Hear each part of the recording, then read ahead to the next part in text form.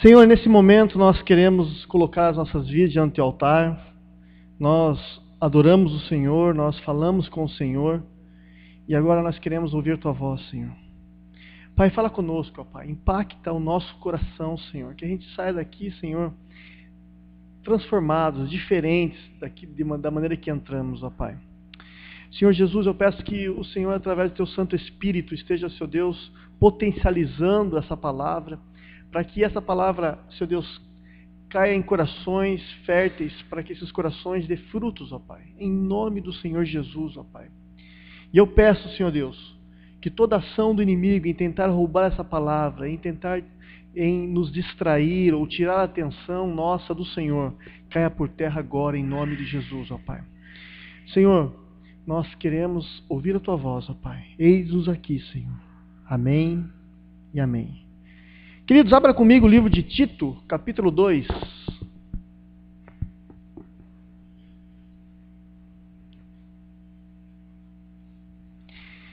Tito.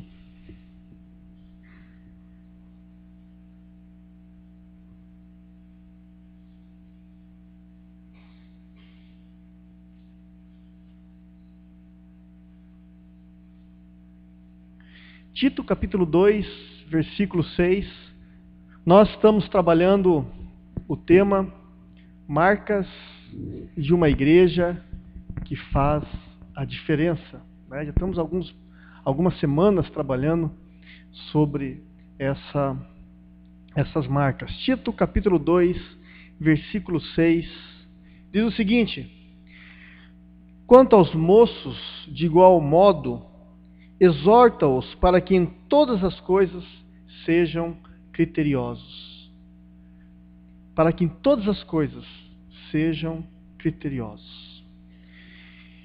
E nós estamos falando então sobre essas marcas. Trabalhamos a primeira marca sobre a centralidade da palavra de Deus. Uma igreja que faz diferença é uma igreja centrada na palavra, que leva a sério a palavra de Deus. Falamos sobre a amplitude da visão. Nós temos que ter uma visão ampliada para que possamos ser uma igreja ou um cristão que faz a diferença. A visão que nós temos de Deus ou de nós mesmos muitas vezes interfere. A visão que nós temos de nós mesmos muitas vezes interfere na visão que nós temos de Deus. Né? E semana passada nós estamos trabalhando o tema conexão com o seu tempo. E quando eu falo de tempo, eu não estou falando do tempo cronos, do relógio, eu estou falando da cultura. Né? A cultura é a moldura pela qual você enxerga, você vê as questões da vida. E eu falei na semana passada que ser uma igreja conectada com o seu tempo não é fazer o que o mundo faz, mas é comunicar essas verdades, comunicar o evangelho de uma maneira que esse mundo entenda, que esse mundo compreenda. Romanos 12, 1 e 2 diz, olha, não nos deixemos moldar por esse mundo, mas transformar-vos, né, esse mundo pela renovação da nossa mente.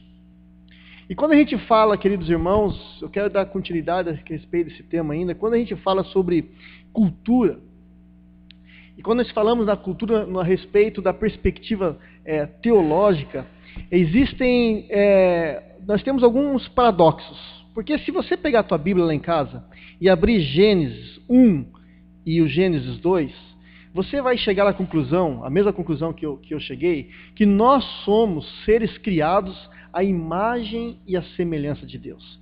E por nós sermos criados à imagem e à semelhança de Deus, eu e você, nós fomos fomos capacitados de um poder criativo. Porque nós fomos feitos à imagem e à semelhança de Deus. Deus nos dotou com um poder criativo. Então, nós somos os únicos animais da face da Terra que conscientemente resolvem os seus problemas, criam soluções para os seus problemas e nomeiam essas soluções. Só nós. Por exemplo, alguém um dia estava cansado de ficar em pé muito tempo e falou assim, eu estou cansado, vou criar alguma coisa, e foi lá e pegou uma madeira, colocou 4 pernas e sentou, e alguém perguntou, o que é isso? Cara, é uma cadeira. A partir de hoje é uma cadeira. O poder criativo a pessoa criou algo. Nós hoje temos aqui, tudo ao nosso redor, meus irmãos, é uma expressão cultural, uma expressão do poder criativo. Nós temos hoje aqui o microfone, porque Deus capacitou o homem com o poder criativo de criar esse instrumento. Nós temos aqui a mesa de som, nós temos aqui bancos, instrumentos musicais, porque Deus deu ao homem o poder criativo para criar essas coisas. Então, tudo que você produz é fruto desse lampejo da graça de Deus, que Deus deu a você de criar. Agora, eu falei que era um paradoxo, porque quando a gente olha para Gênesis 3, Gênesis 1 e 2, nós somos homens feitos à imagem e semelhança, homens e mulheres feitos à imagem e semelhança de Deus.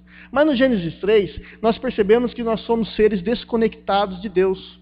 Os nossos primeiros pais romperam com Deus. Nossos primeiros pais, eles viraram as costas para Deus e disseram: olha, nós não precisamos mais de você. Nós podemos caminhar sozinhos, sem o seu amor, sem o seu cuidado. Nós sabemos nos virar. E foram embora. E a partir daí, meus irmãos, eles foram, mas eles não foram sem nada. Eles foram também com o seu poder criativo. Mas esse poder criativo não mais produz tão somente beleza e bondade, mas agora esse poder criativo, ele produz também sinais dessa ruptura, sinais dessa queda, sinais desse pecado, e começa a produzir então injustiça, corrupção, opressão. Esse poder criativo, ele produz a imoralidade, produz mal ao próximo. Nós somos seres humanos desconectados com Deus, e em tudo que criamos refletimos essa ruptura. O Pacto de Lausanne é um pacto usado por muitas igrejas, como se fosse uma referência teológica para que eles observassem, né? Esse Pacto de Lausanne diz o seguinte: uma vez que o homem é criatura de Deus, parte da sua criatura é rica em beleza e bondade. Quando nós ouvimos determinadas músicas ou percebemos a beleza e a bondade de Deus, quando nós olhamos determinadas obras de artes, quando nós olhamos determinados quadros e esculturas, quando nós vemos determinados prédios construídos, determinadas invenções científicas, nós vemos nisso a bondade e a beleza de Deus. Quando nós vemos cientistas descobrindo cura de determinadas doenças, nós vemos isso, a bondade e a beleza de Deus. Mas, no entanto, pelo fato desse homem ter sido separado de Deus, toda a sua cultura acaba, os seus usos e costumes estão marcados por essa ruptura, estão marcados por esse pacto que foi quebrado pela queda, e muita dessa cultura, parte dela é demoníaca. Perceba, meus irmãos, nós tivemos a cultura é algo que nós precisamos pensar bem a respeito disso, né? A partir do momento que o homem e a mulher romperam com o Senhor, com o Deus Criador, o próprio Lúcifer, ele encontrou brechas para que, através do poder criativo que Deus deu a nós, ele se manifeste o seu poder destrutivo. E ele então usa o nosso poder criativo não mais para a beleza, não mais para a bondade, mas para a destruição e para a maldade. É só você olhar para as guerras e você começa a perceber quantas armas foram criadas por homens, bombas atômicas, armamentos atômicos para a destruição em massa. Quando você olha para pessoas que são capazes de usar o seu poder criativo para criarem esquemas de corrupção, onde milhões e milhões e milhões de dinheiro é desviado, que era para ser usado, destinado a hospitais, a escolas, é desviado para uso pessoal. As pessoas têm usado o poder criativo para o mal, né? Então nós precisamos desenvolver uma relação com a cultura da seguinte forma, precisamos desenvolver um relacionamento com a cultura de uma forma bem criteriosa. Por quê? Porque eu falei na semana passada que nós precisamos, como uma igreja que faz diferença, é uma igreja que permeia por essa cultura, que anda por essa cultura. Mas nós precisamos tomar o cuidado e ser bastante criteriosos com a cultura a qual nós estamos inseridos e vivendo. E a primeira forma que nós precisamos ter com essa cultura é observar. Você precisa observar o meio que você que você vive. O apóstolo Paulo, escrevendo a carta de Tito, a esse jovem pastor Tito, o jovem pastor da ilha de Creta, ele recomenda que Tito exortasse a igreja de Creta na seguinte orientação: olha, quanto aos jovens, exorta-os para que em todas as suas coisas eles sejam criteriosos. Paulo não estava falando só apenas para os jovens. Paulo estava falando assim: olha, homens, Tito, fala para os homens serem criteriosos, fala para as mulheres serem criteriosas, fala para os jovens serem criteriosos. Por quê? Porque nem tudo que é comum, nem tudo que é feito pela maioria, nem tudo que é produzido musicalmente, nem tudo que é produzido na TV, nos cinemas, nos livros, nem tudo que é dito ou escrito ou falado por aí, meus irmãos, é bom e belo. E nos inspira bondade. Parte disso, meus irmãos, gera destruição, porque essa cultura ela está já marcada pela queda e pela ruptura. E parte disso envolve muitas vezes muitas pessoas e conduz as pessoas a essa cultura, conduz as pessoas à corrupção, conduz as pessoas à injustiça, conduz as pessoas à imoralidade, à sensualidade fora do padrão de Deus. E nós precisamos ser criteriosos, precisamos observar a cultura. Mas observar somente não adianta, precisamos, além de observar, discernir, que é a segunda relação que nós precisamos ter com a cultura. É importante discernir dentro da nossa cultura o que é belo e bom, o que é ruim e o que é mal. Dentro da nossa cultura, o que inspira a pensar mais em minha vida, em pensar mais nos projetos de Deus em minha vida. Dentro da cultura, o que sabota o projeto de Deus para a minha vida. Dentro da cultura que eu vivo, o que me atrai mais para Deus e o que me afasta mais de Deus. Eu vou dar alguns exemplos aqui para vocês. Por exemplo, a moda. A moda é uma expressão cultural, mas é uma expressão que devemos observar e discernir. Deus, ele não tem problema nenhum, meus irmãos, com aquilo que a gente acha belo. Aliás, muito pelo contrário, quando Deus criou o mundo, ele disse que olhou para tudo que ele fez e ele falou: isso é muito bom. Nós podemos dizer que Deus falou: olha, isso aqui é muito belo. Deus gosta do belo. Não existe problema nenhum em mulheres, andarem bem vestidas e belas. No entanto, existe uma outra faceta da moda. Muitas vezes, a mesma moda que convida as mulheres a se sentirem belas é uma moda que estimula as mulheres a usarem a sensualidade fora dos propósitos de Deus. É uma questão da cultura. Precisamos olhar, observar e discernir. A maneira que você usa a sua roupa, a maneira que você lida com o seu corpo, a maneira que você decide a roupa que você vai usar, revela grandemente qual é a concepção que você tem de Deus, que Deus tem para a sua vida como serva, como discípulo de Deus. Você tem que tomar cuidado. A música é uma outra questão cultural. A música que você ouve é uma expressão cultural. Mas você não deve apenas ouvir a música, simplesmente colocar o fone de ouvido e deixar a música entrar na sua cabeça e sem refletir, sem observar e sem discernir o que é bom. Você tem que perguntar: o que eu estou escutando? Está sendo dito? O que está sendo dito aqui no meu ouvido? É o que eu penso da minha vida? É o que eu quero para a minha vida? Isso vai me ajudar a crescer como cristão? Isso vai me ajudar a me incentivar, a levar mais próximo de Deus? Todos nós sabemos que existem músicas que nos inspiram e fazem bem para a nossa alma, para o nosso coração, mas existem músicas que detonam os princípios da palavra de Deus, são claramente contra os princípios da palavra de Deus, detonam, e isso prejudica as nossas vidas. E muitas vezes essas músicas apregoam valores e ética de uma sociedade que não tem nada a ver com o discípulo de Cristo. Por isso precisamos observar e discernir. Nem tudo, meus irmãos, é bom para nós. Nem tudo. Se você quer ser um cristão que faça diferença nesse mundo, conectado com o seu tempo, com a sua cultura, você precisa tomar cuidado para que você não se envolva por essa cultura. A gente tem que aprender a dizer não para as coisas. A gente tem que aprender a dizer não a esse tipo de coisa, a esse tipo de música, a esse tipo de filmes, seja lá páginas da internet, assim por diante. Temos que ter critério.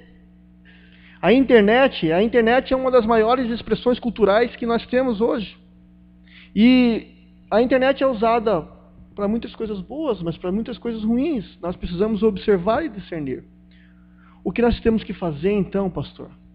Irmãos, é muito simples nessa observância e discernir. Quando você encontra dentro da sua cultura elementos que expressam a bondade, a justiça, a moralidade de Deus, você deve se conectar a esses elementos. Elementos bons.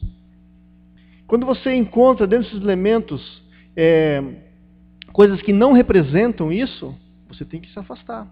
Porque nem sempre, às vezes a gente tem a compreensão que só dentro da igreja nós podemos ver ali a justiça, a graça, a beleza. Isso não é verdade. Nós podemos ver fora da igreja a justiça, a graça, a misericórdia de Deus. Isso é conhecido dentro da teologia reformada como a graça comum. O apóstolo Paulo, lá em Romanos capítulo 1, 20, diz, olha, pois desde a criação do mundo, os atributos visíveis, os atributos invisíveis de Deus, o seu eterno poder e a sua natureza divina têm sido vistos claramente, sendo compreendidos por meio das coisas criadas, de forma que os homens são indesculpáveis. Então, fora da igreja também tem coisa boa. Tem coisas que você pode se conectar. Às vezes uma composição de um sujeito que jamais pisou na igreja, falam de coisas tão profundas que muitas canções gospels não trabalham. Nós precisamos aprender a se conectar com essa cultura. Nós precisamos aprender a observar os elementos bons, os elementos da graça e conectar com eles, mas nos afastarmos completamente daquilo que não está, que não exerce a graça, a misericórdia. Elementos como a injustiça, a imoralidade, devemos confrontar e fugir. E só depois, meus irmãos, de aprendermos a sermos criteriosos, é que vamos conseguir ser uma igreja que faça diferença. Só depois que aprendemos a conectar com essa cultura, com esse mundo, e sermos criteriosos, é que vamos conseguir transitar nessa cultura sem se deixar moldar por ela. É que vamos conseguir ser uma igreja conectada com o seu tempo e falarmos a língua do povo. Eu estava lendo um livro de John Stott, ele diz o seguinte, você pode estar ali para você pode ler, a igreja de cada geração deve procurar traduzir a fé para o idioma contemporâneo. A gente tem que falar a língua do povo, a fim de relacionar com esse mundo imutável e com o mundo em mudanças. Mas a tradução e a interpretação, diz John Stott, da mesma mensagem é numa outra linguagem apenas. Não se trata de uma nova composição. O que ele está dizendo é o seguinte, em miúdos, o conteúdo da nossa mensagem é inegociável. Nossa mensagem é o Evangelho de Deus, o Evangelho de Cristo. Isso é imutável, não muda. Mas a forma de nós comunicarmos essa mensagem são variadas. A palavra de Deus é imutável. O Evangelho, ele é imutável, inegociável. Agora, a forma como nós vamos levar essa mensagem de Deus aos homens, às mulheres desse mundo, às pessoas do nosso bairro, é mutável, é variável. É apenas a bandeja, como nós vamos servi-los. Nós podemos tratar diferente. E se você olhar para a vida de Paulo, o apóstolo Paulo, lá no 1 Coríntios, capítulo 9, versículo 20 a 23, o apóstolo Paulo ele usa dessa sabedoria. Ele fala lá, olha, eu fiz-me como judeu para os judeus, para ganhar os judeus, porque eles estão debaixo da lei, e eu me fiz debaixo da lei como se estivesse debaixo da lei, para ganhar os que estão debaixo da lei. O apóstolo Paulo ele interage. Ele fala assim, olha, fiz-me de fracos para ganhar os fracos, fiz-me tudo para todos, para que eu pudesse alcançar e salvar alguns.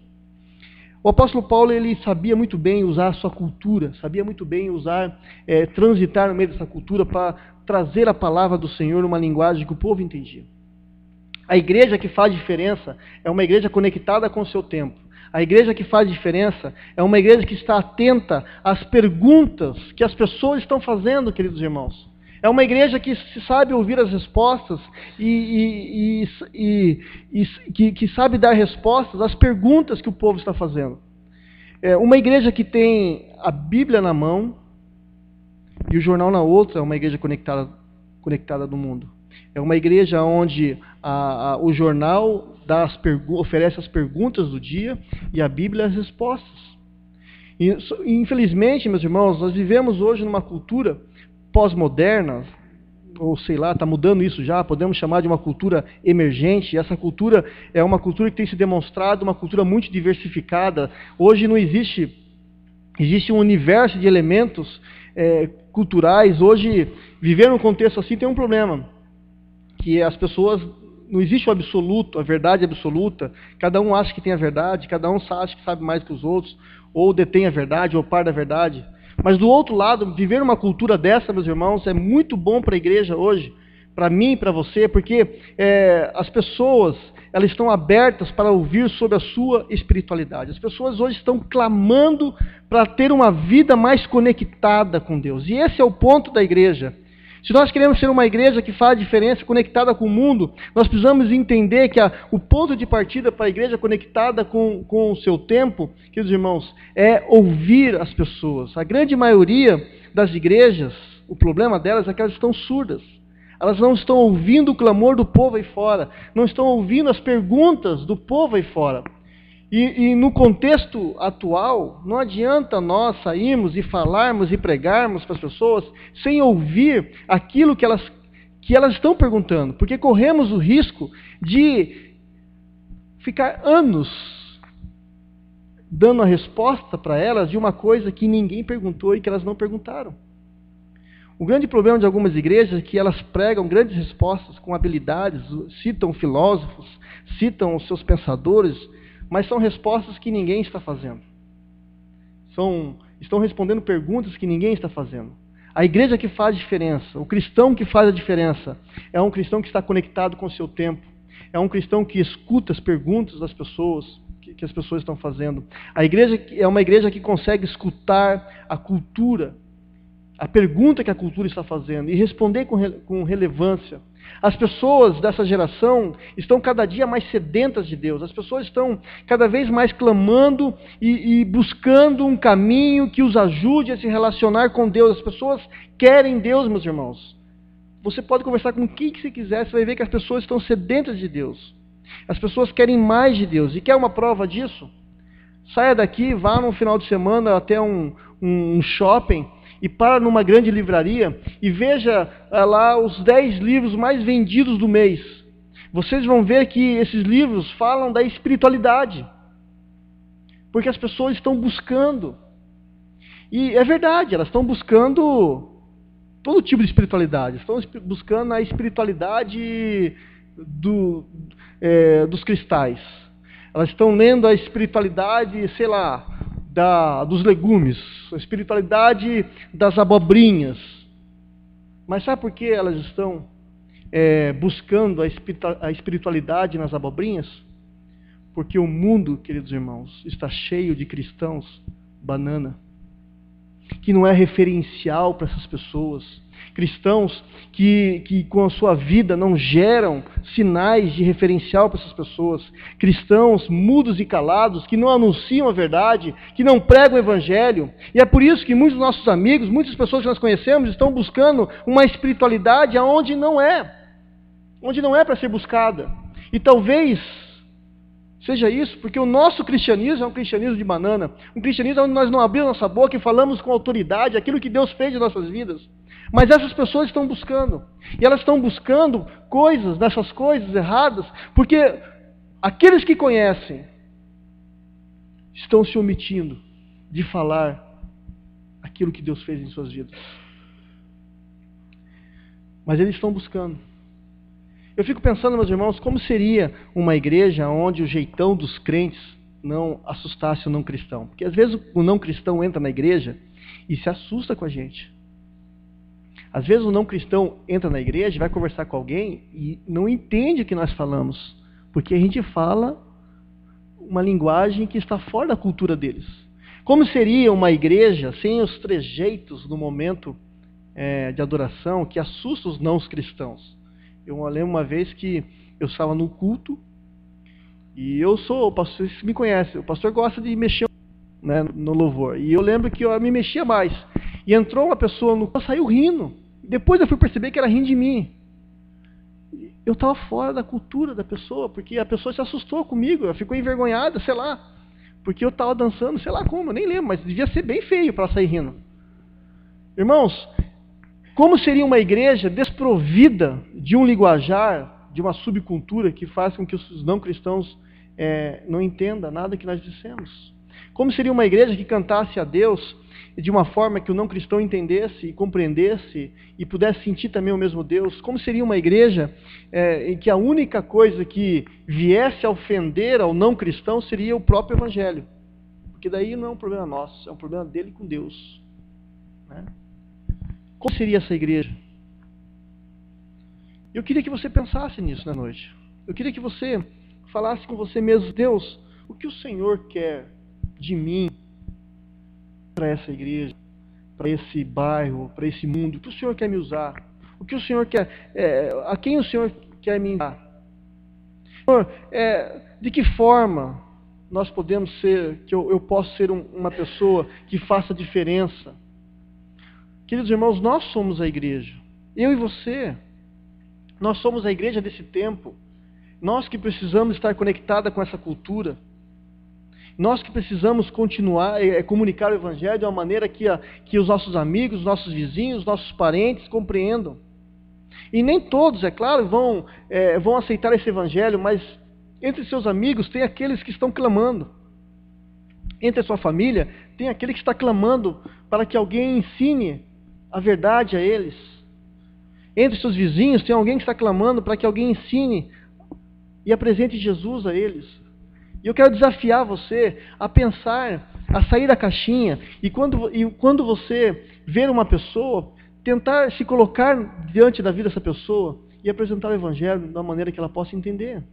Uma igreja conectada com o seu tempo é uma igreja que tem os seus olhos voltados para os de fora. Uma igreja conectada com o seu tempo é uma igreja que tem os ouvidos abertos para os clamores das pessoas. Uma igreja conectada com o seu tempo é uma igreja que está aberta ao clamor de uma sociedade que perece. É uma igreja que estende a mão aos que estão caídos. Uma igreja, queridos irmãos, que consegue fazer aquilo que Deus quer, é uma igreja que cumpre Isaías 61. Está ali para você, vou ler para você. Uma igreja que faz diferença é uma igreja que consegue viver essa palavra. Isaías 61 diz assim: o Espírito do Eterno, o Senhor está sobre mim, porque o Eterno me ungiu. Nós somos ungidos por Deus. Deus nos levantou e nos deu autoridade. E o texto diz: Ele me enviou para pregar as boas novas aos pobres, a curar os corações partidos, a anunciar a liberdade aos cativos e o perdão aos prisioneiros. E prisioneiros aqui não é em celas, mas prisioneiros na amargura, prisioneiros em pecado, prisioneiros em situações onde as pessoas não conseguem sair se não tiver alguém que ajude. O texto continua: o Eterno me enviou para anunciar o ano da sua graça, a celebração da data em que Deus destruiu os nossos inimigos. Deus nos ajudou, e a consolar a todos que choram, para cuidar das necessidades de todos que sofrem, e entregar as flores de esperança em vez de cinzas. Nós somos chamados a levar a esperança a um mundo que não tem mais esperança. A mensagem de alegria em vez de notícia de calamidade. Nós somos mensageiros de alegria. Um coração de louvor em vez de um espírito angustiado. Uma igreja que faz a diferença é uma igreja que tem a sua base na palavra do Senhor. Uma igreja que faz a diferença é uma igreja que tem amplitude na sua visão, que enxerga muito mais, enxerga o Deus poderoso que Ele é, o Deus que faz infinitamente mais. Uma igreja que faz a diferença é uma igreja conectada com o seu tempo, com a sua cultura, que fala a língua do povo, mas não se deixa ser contaminado por essa cultura. É uma igreja que vai atrás daqueles que realmente precisam. Que Deus nos dê a graça de conseguirmos, de sermos homens e mulheres cristãos, que venhamos cumprir ali a nossa missão, que é servir, acolher e discipular para a glória de Deus. Amém? Feche seus olhos, vamos orar. Deus, em nome de Jesus, eu quero colocar as nossas vidas diante do Teu altar. E eu sei, Deus, que é um desafio para nós. É um desafio, Senhor Deus, sairmos do nosso comodismo, da nossa moldura da cultura a qual nós estamos inseridos e tentar, Deus, andar e caminhar e trilhar em outras culturas, em outra moldura, para que possamos levar a tua palavra a pessoas que precisam. Senhor, nos ajuda. Senhor, levanta aqui pessoas no nosso meio com o coração, Senhor Deus, dispostos, Senhor Deus, a fazer, Senhor Deus, aquilo que o Senhor tem pedido, a cumprir o teu chamado, a vivenciarmos Isaías 61, Senhor Deus, de uma forma, Senhor Deus, clara e tremenda, através da unção do teu Santo Espírito, Senhor.